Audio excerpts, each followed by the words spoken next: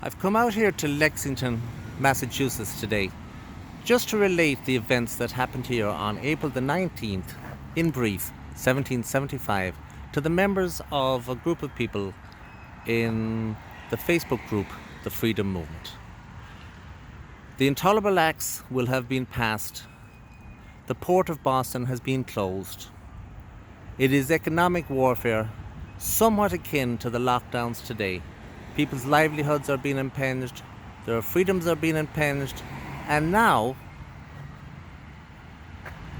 Colonel Smith and 750 Redcoats are coming out from Boston, continuing on to Concord to capture and destroy munitions that the American patriots have stored out there yonder.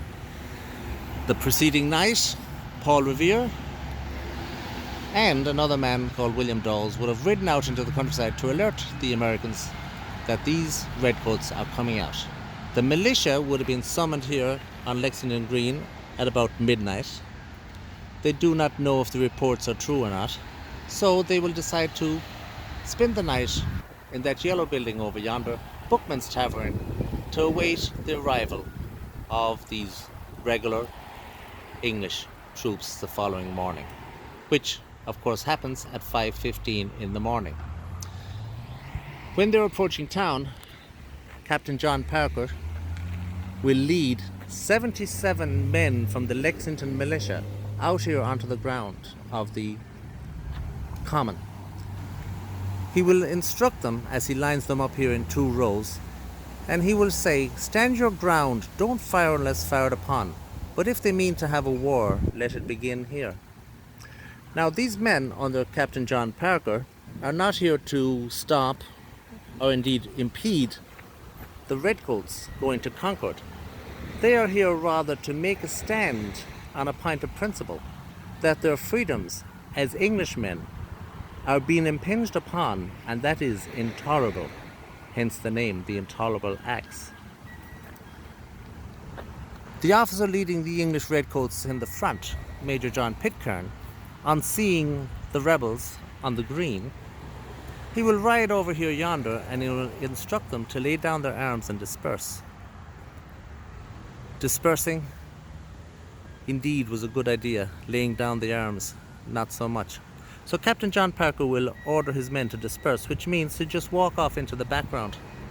But unfortunately somebody fired a shot, whom we are not sure.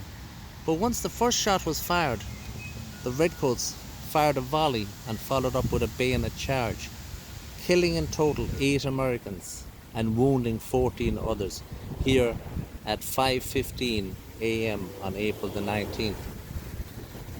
We must remember those men who were brave enough to stand in front of the might of the greatest empire that ever existed at that time, and indeed put their lives in danger.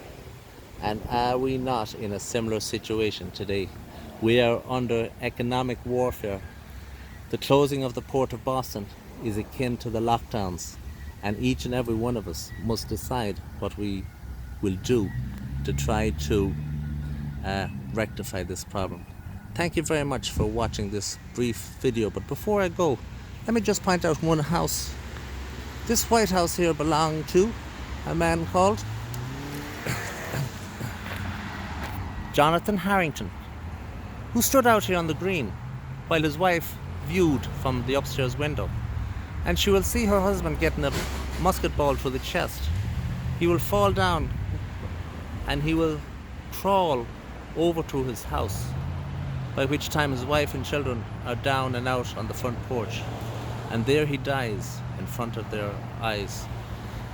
It was a very traumatic day here in Lexington on the morning of April the 19th, 1775. Thank you for watching.